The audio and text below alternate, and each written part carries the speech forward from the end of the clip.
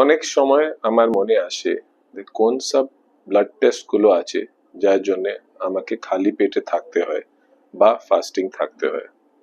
There are only two tests: blood glucose fasting বা lipid profile.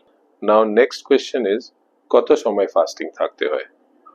8 hours for blood glucose and 12 hours lipid profile জন্য। কি হয় যদি আমি ফাস্টিং থাকি না? If you are not 8 hours fasting, আপনার গ্লুকোজ কাউন্ট যে আসবে সেটা কারেক্ট হবে না। কেন? যে বডিগুলো ইনসুলিন সিক্রিট করবে ওর এফেক্ট 8 hours মধ্যে কমপ্লিট চলে আসে ফাস্টিং জন্য। না হলে আপনি যদি ডায়াবেটিক আছেন তো আপনার ওষুধগুলো at least takes 8 hours for having the complete effect for having your glucose count to be correct.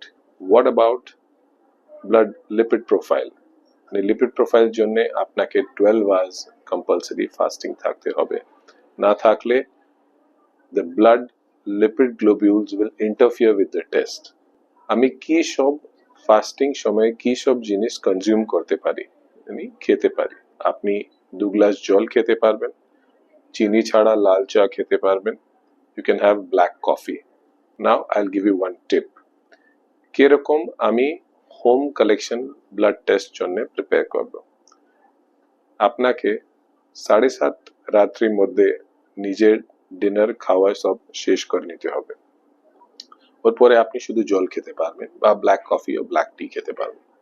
না, আপনার টেস্টটা আপনাকে সকালে 7:15 স্কেডিউল করতে হবে next day morning, so that you remain about 12 hours fasting. And make sure যখন ব্লাড কালেকশনের ছেলে আপনার বেল প্রেস করে, সে বেল নিয়ে আপনি আপনার চোখটা খুলবেন।